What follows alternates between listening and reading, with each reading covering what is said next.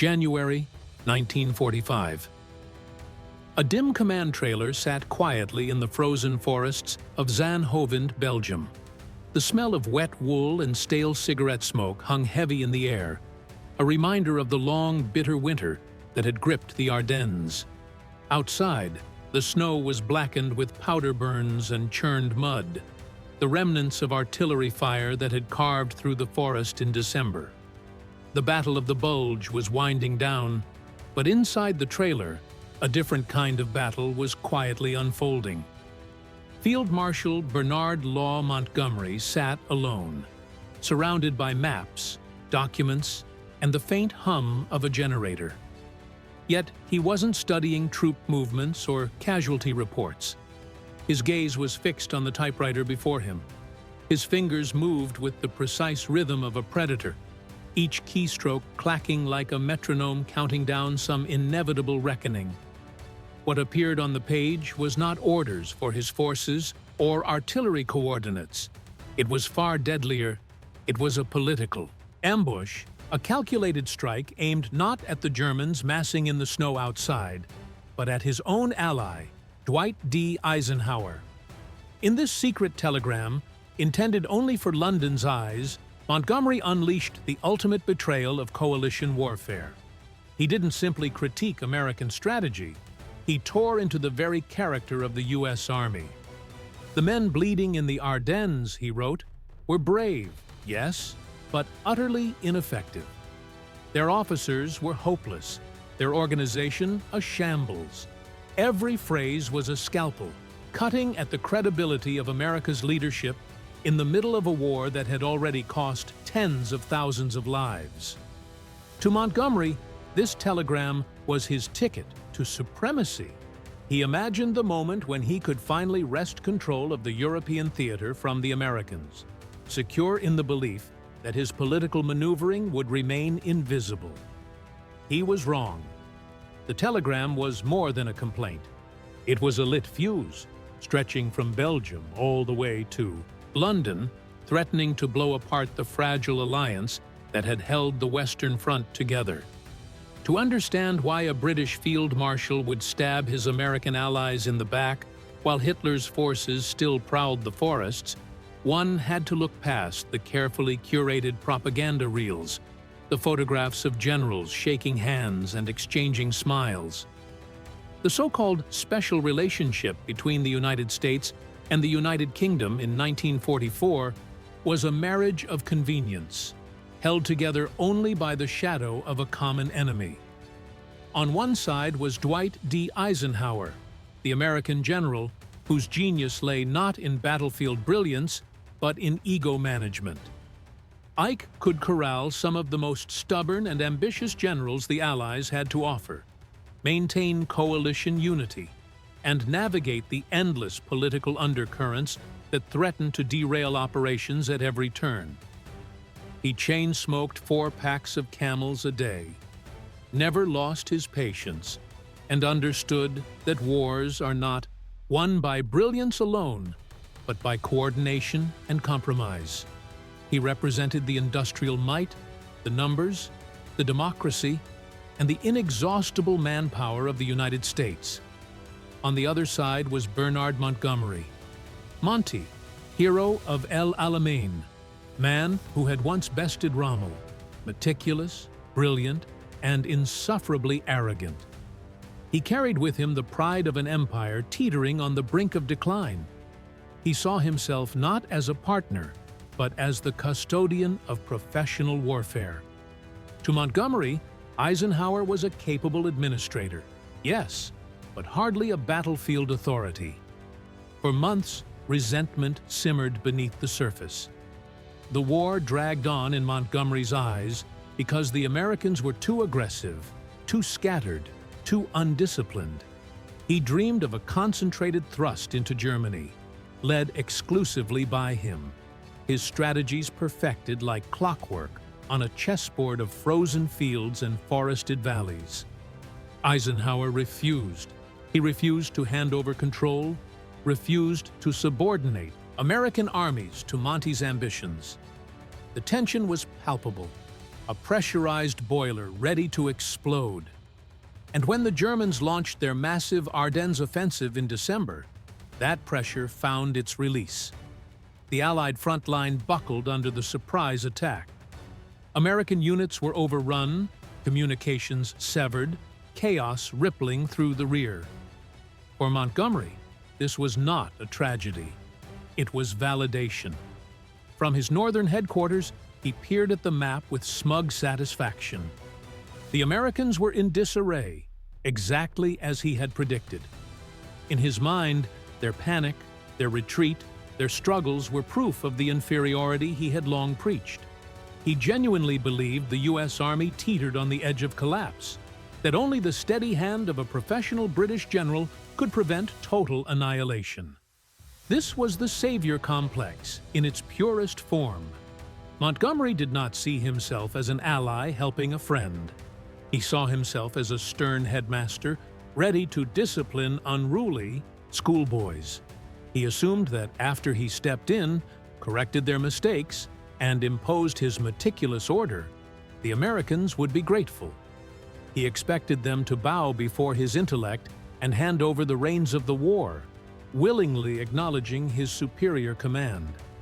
He failed to consider one variable, the one element that would soon humiliate him: the resilience of the American soldier. The critical moment arrived with a series of decisions that were both necessary and perilous. On December 19, 1944, German panzer armies had punched a 45-mile deep wedge into the Allied lines. The Bulge physically severed General Omar Bradley's communication with his northern forces. Eisenhower, ever the pragmatist, made a tactical decision. On the morning of December 20th, he temporarily transferred command of the U.S. First Army under Courtney Hodges and the U.S. Ninth Army under William Simpson to Montgomery's 21st Army Group. Overnight, Montgomery gained control of 200,000 American soldiers, thousands of tanks, and the fate of the northern flank. Instead of treating this as a temporary measure, Montgomery saw it as a hostile takeover. He slowed counterattacks, reorganized units with agonizing precision, and brought in his own liaison officers, young, arrogant British majors who lectured seasoned American commanders on tactics that had already been proven under fire. In the north, the American 101st Airborne was surrounded in Bastogne, fighting off 7 German divisions, holding out with grit and tenacity, screaming for relief. Montgomery held his flank motionless, believing that his meticulous planning would outshine the Americans' courage. Meanwhile, George Patton was already in motion. On December 26th, he executed one of the most audacious maneuvers of the war, breaking the siege of Bastogne from the south, moving 3 divisions over 100 miles in 48 hours through blizzards and shellfire.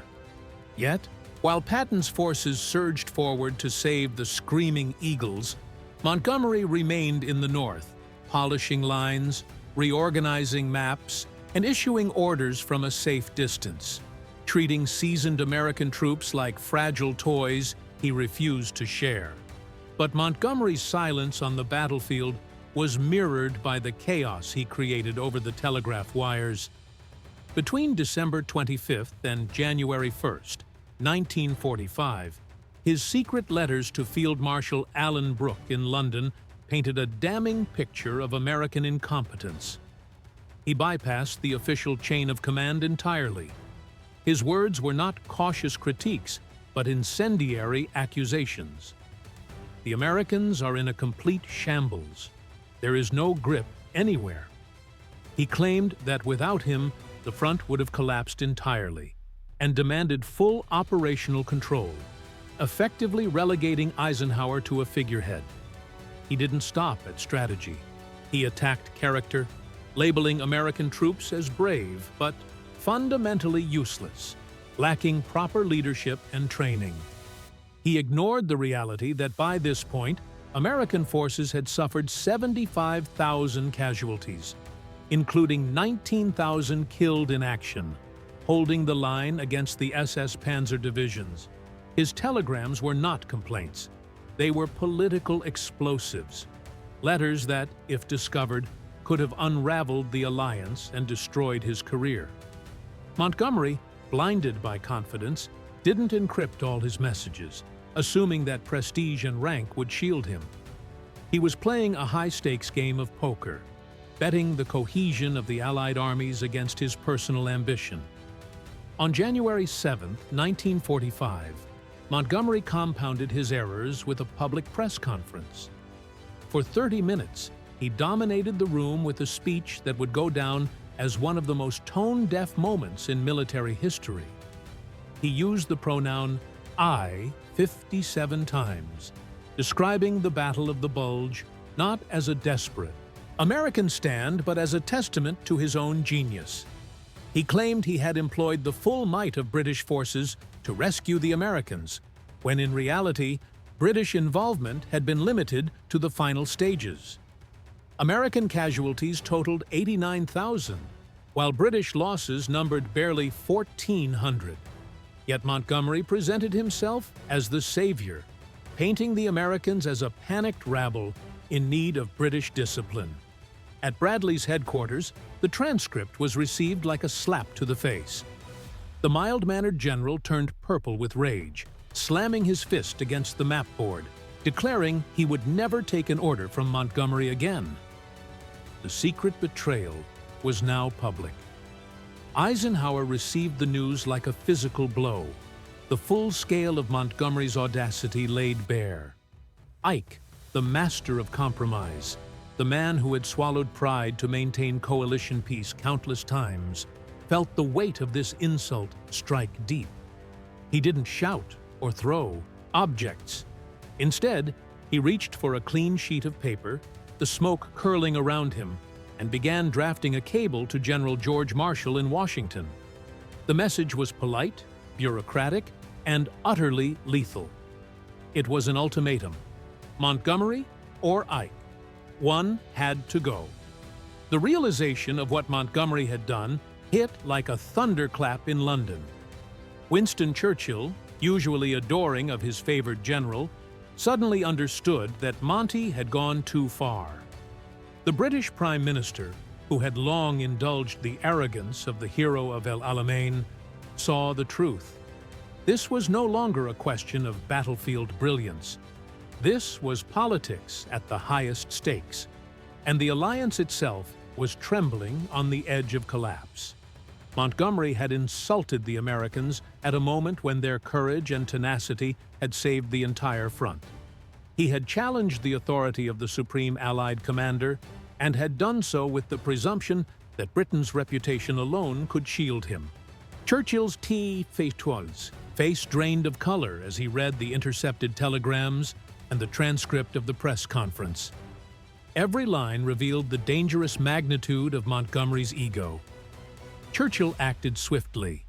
He summoned his closest advisors and issued orders that left no room for delay or negotiation. Major General Francis de Guingand, Montgomery's own chief of staff, was dispatched immediately to confront the field marshal. The message was simple, unambiguous, and brutal. Eisenhower had drawn a line in the sand. He demanded respect, or Monty's career would end. De Guingand carried Churchill's authority like a weapon. "You have 24 hours to apologize," the message warned. "Failure is not an option.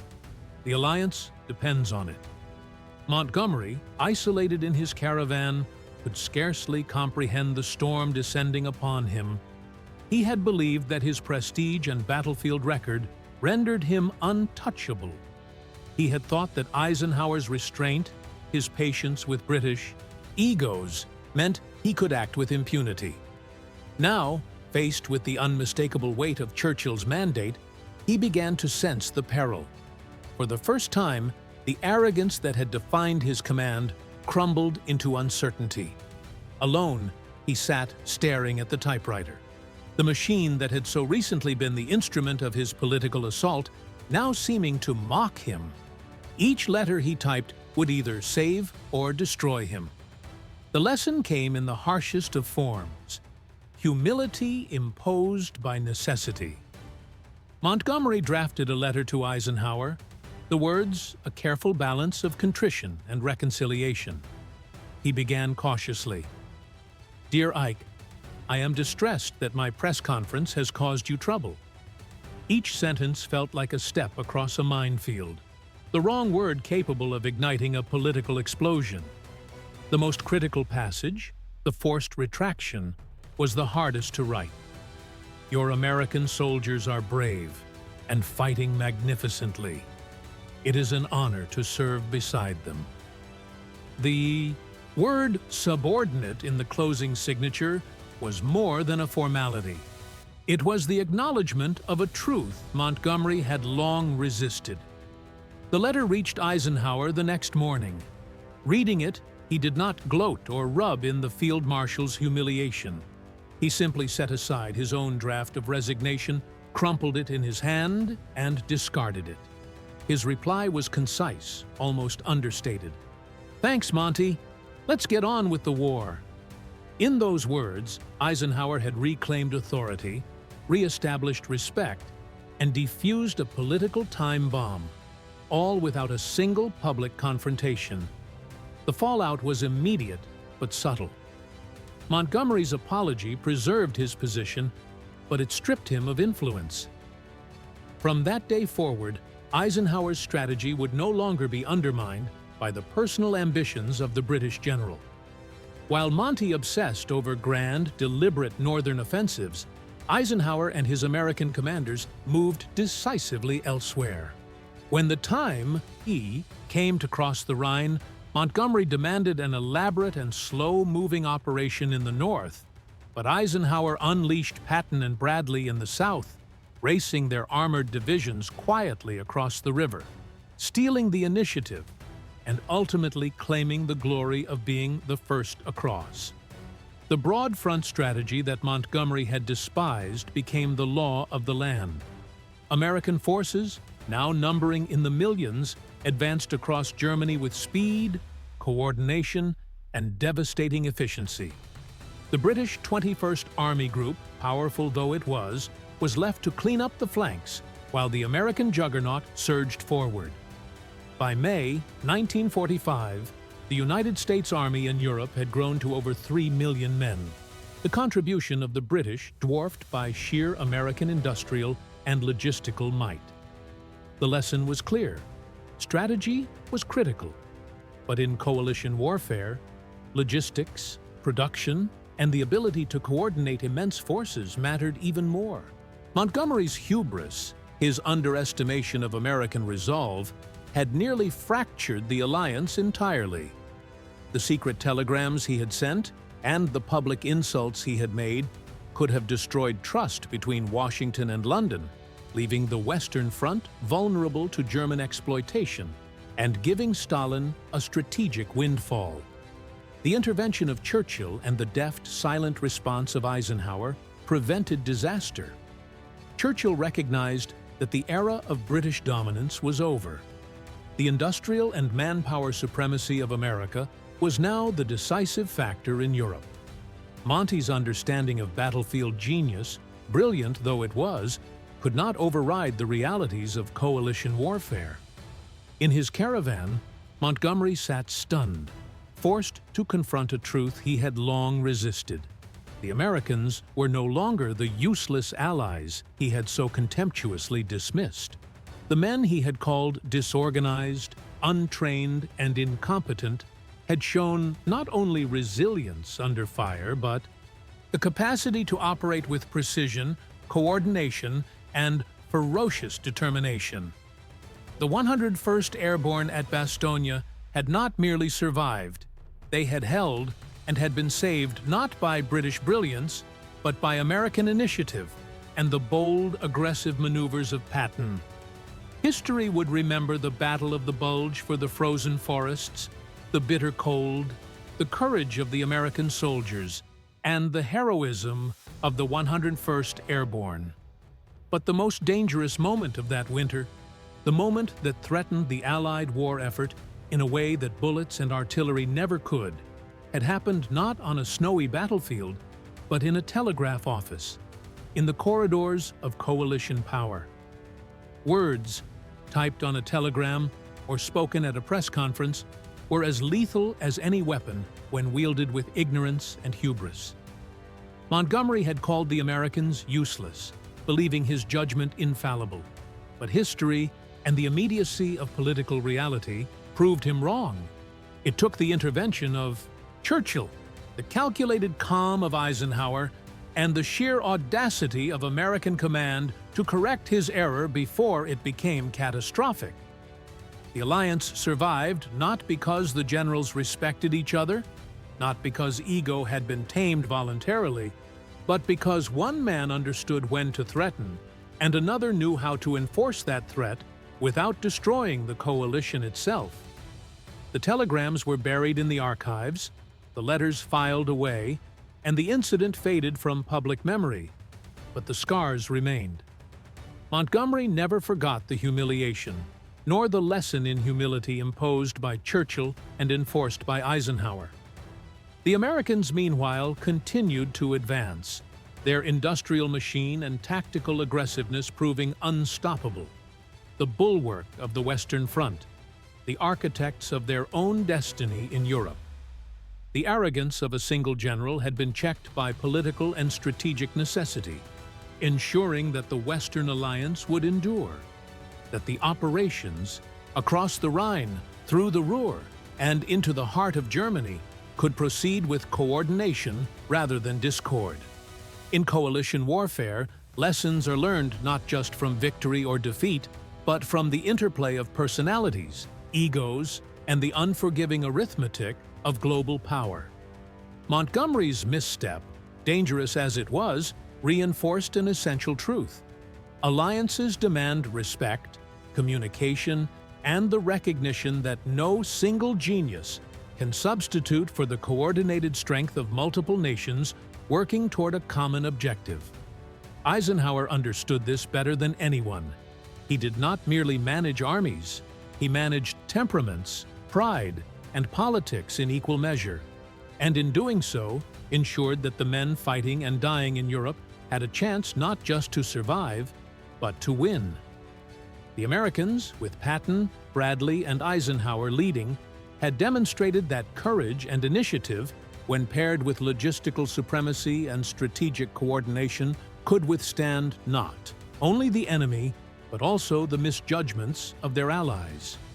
The arrogance of Montgomery, which had threatened to split the coalition and possibly end the Western campaign before it had fully begun, had been neutralized. The apology, the carefully drafted letter, and Churchill's decisive intervention were more than acts of diplomacy. They were acts of war in their own right, saving lives and preserving the integrity of the Allied command structure. With Montgomery humbled and the alliance stabilized, Eisenhower's focus shifted fully to the operations that would bring the war to a close. The frozen forests of the Ardennes had passed, the shock of the German offensive absorbed, but the lessons lingered. Eisenhower knew that coalition warfare was as much about managing egos as it was about moving troops and tanks. Patton, meanwhile, had proven his unmatched ability to act decisively, to move men and armor faster than anyone else on the continent, and to seize opportunities that cautious. Commanders like Montgomery hesitated to touch. By mid-January 1945, the American armies had regained full operational capacity. The 101st Airborne, freshly reinforced and resupplied, had proven that even when surrounded by 7 German divisions at Bastogne, determination, discipline, and leadership could overcome overwhelming odds. Eisenhower understood that while Montgomery might command attention with his meticulous planning and long-range schemes, it was the ability to act, to exploit momentum, and to maintain flexibility under pressure that now defined the edge of Allied power. The Rhine River loomed ahead, a natural fortress and the last major obstacle before the heart of Germany. Montgomery, still smarting from the humiliation of the Bulge incident, argued for a grandiose, deliberate crossing in the north, with massive artillery preparation and carefully coordinated infantry advances. Eisenhower permitted it, knowing full well that the slow, careful Northern offensive would be tied up in logistics, timing, and ceremony. In the South, Patton and Bradley, under Eisenhower's direct supervision, moved quickly and decisively, crossing at multiple points with speed that left German commanders scrambling to respond. The contrast was stark. Montgomery's forces, weighed down by caution and ceremony, struggled to gain a few kilometers each day, while Patton's tanks slipped silently across the Rhine, unopposed in many sectors, advancing miles in hours. The American advance showcased everything Eisenhower had learned about the interplay between strategy, initiative, and logistics. His men were not merely soldiers, they were a well-oiled machine, capable of moving with precision and aggression that German doctrine could not predict. The German commanders along the Rhine quickly realized the problem. They had studied American forces since Tunisia, understanding the combination of material advantage and aggressive doctrine, yet they still underestimated the speed with which the Americans could act once freed from the constraints of bureaucracy. German intelligence reported with alarm that the Americans were coordinating armored spearheads with infantry and artillery in a manner that made static defenses obsolete. Even when the Germans attempted counterattacks, they were met with immediate, coordinated American responses, neutralizing advantages in armor and firepower. In the South, Patton's Third Army surged forward. His engineers quickly bridged rivers, cleared minefields, and kept fuel and ammunition flowing directly to the front.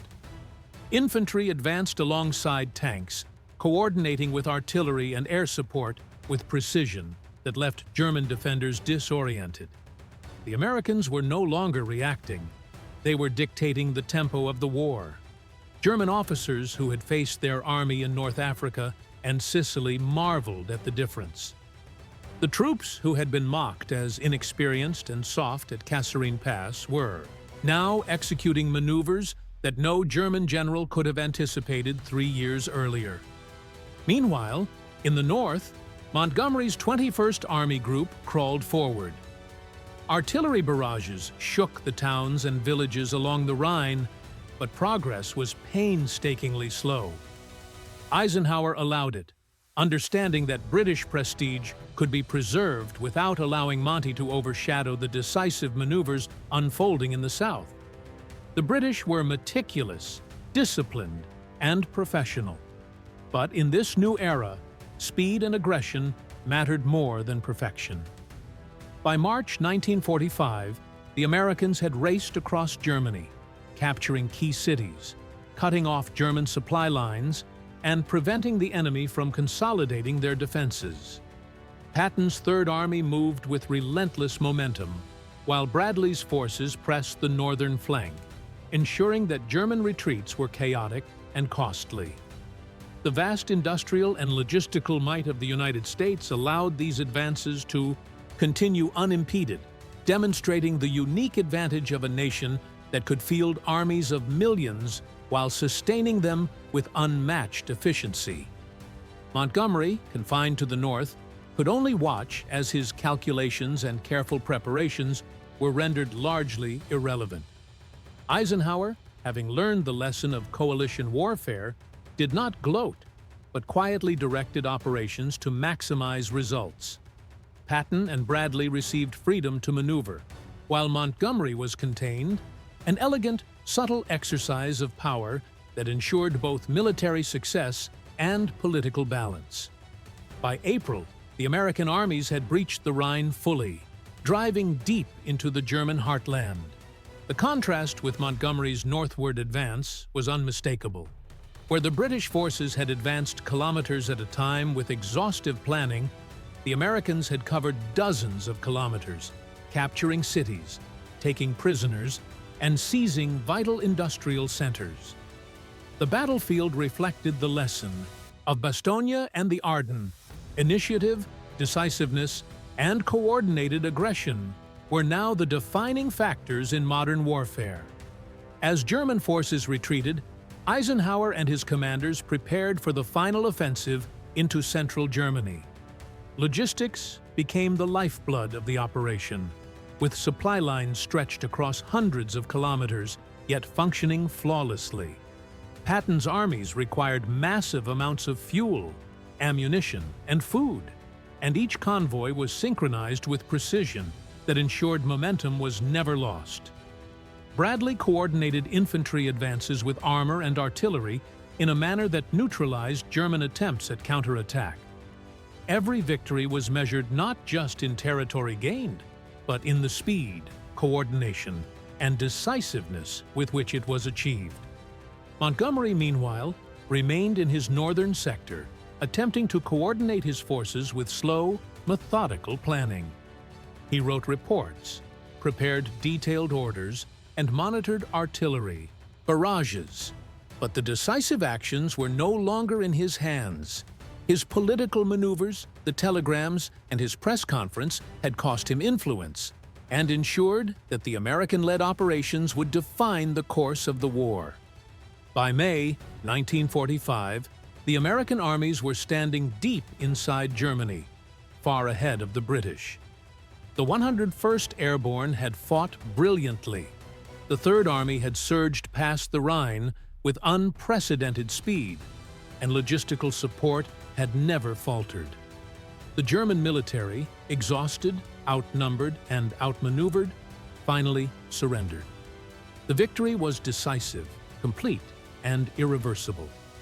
The telegrams Montgomery had sent, the insults he had made, and the political posturing that threatened the alliance months earlier were now distant memories. History would remember the Battle of the Bulge for the heroism of the 101st Airborne, for the harsh winter, and for the sheer courage of American soldiers under siege.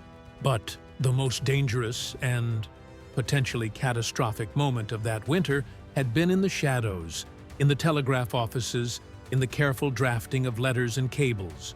Words, diplomacy, and the management of egos had been as lethal as bullets, artillery, or tanks. Eisenhower had demonstrated that true command in a coalition was not merely about battlefield brilliance.